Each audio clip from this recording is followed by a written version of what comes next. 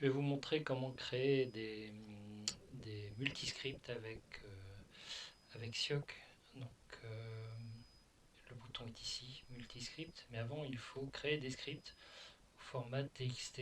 Alors je vais en faire un rapidement, bon, j'en ai déjà fait mais je vais vous en montrer un rapidement. Donc je vais faire éditer un nouveau script. Ici je vais faire nouveau pour avoir un script vierge, donc je vais faire quelque chose de simple.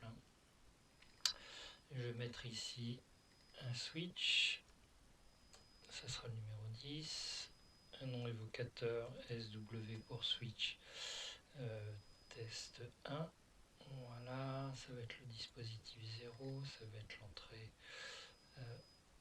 0, ok, et je vais faire pareil pour une sortie, nouvelle variable, je vais donc dire que c'est une sortie, c'est la variable 20, ici ça va être une out test 1, ça va être la carte 0 et ça va être la sortie 11.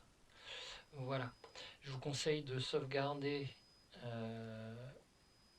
dans un format qui est, comment ça s'appelle, au format SSI, vous voyez ici. Donc test multiscript, voilà. Pour SSI, je vais le rajouter. Ça vous permettra de le remodifier plus tard parce que maintenant ce qu'on doit faire, c'est qu'on doit faire un export vers TXT. Sinon ça ne marche pas. Et surtout vous le sauvegardez dans un répertoire qui s'appelle sioc underscore script. Voilà, et là vous l'appelez comme vous le souhaitez, un nom évocateur. Donc je vais l'appeler test multiscript.txt. Vous l'enregistrez et bien sûr il vous traduit ça dans un format TXT. Donc je vous le rappelle, surtout bien le sauvegarder dans le répertoire qui s'appelle sioc script. Je vous le remontre ici, il est là. Donc vous allez avoir toute une série de scripts en .txt que vous allez maintenant pouvoir assembler. Donc je ferme ça, mon script est fait. Donc je vais cliquer sur le bouton ici, multiscript. Je vais décharger ça et je vais donc retrouver ici toute une série de scripts dont le mien qui est ici test multiscript.txt. Il vient se rajouter ici dans les scripts chargés et je peux en charger un autre. Par exemple celui-là, le break A320. Je fais save and exit, hop, et à ce moment-là, je vais ici, si je fais edit script, j'ai une compilation de deux scripts. Le premier, qui vous souvenez, c'était ce que j'avais saisi, et le second, c'est le script que j'ai pris comme exemple pour les breakers. Alors cas concret où je vais devoir utiliser un script venant d'internet, par exemple ici ma vidéo que j'ai fait, j'ai mis un script en ligne, donc je copie tout simplement ce texte là,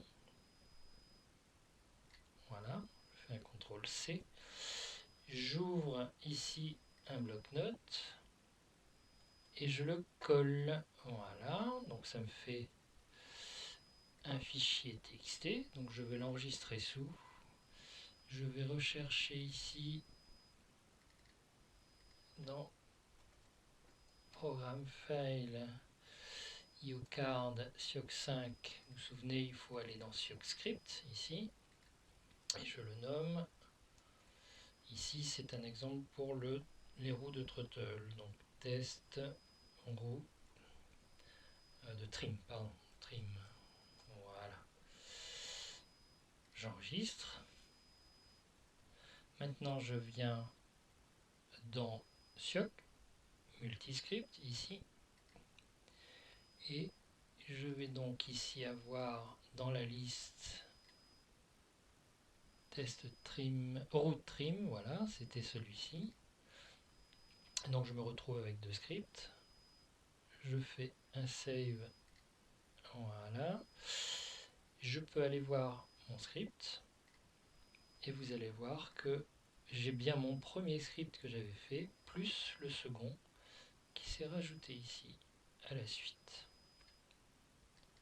Alors bien sûr vous contrôlez toujours qu'ici il n'y a pas d'erreur lors de la compilation.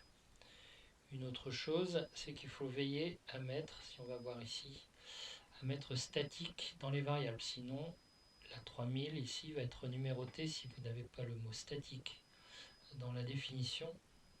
La variable ici va être numérotée. Alors ça c'est dans le texte, je vous montre ici dans le script où ça se fait. Vous voyez ici par exemple là, vous vous souvenez, j'avais mis 10, elle était renumérotée en 1. Si je veux que ça garde 10, je dois mettre ici 10 et cocher la case ici. À ce moment-là, le 10 ne veut pas être numéroté. C'est important lorsqu'on utilise des variables IOCP. La variable IOCP, c'est bien ce numéro-là qui compte. Comme par exemple dans Prosim, il faut absolument que ce numéro reste identique. Donc n'oubliez pas de cocher la case statique lorsque vous déclarez des variables utilisables en IOCP. Voilà, à bientôt.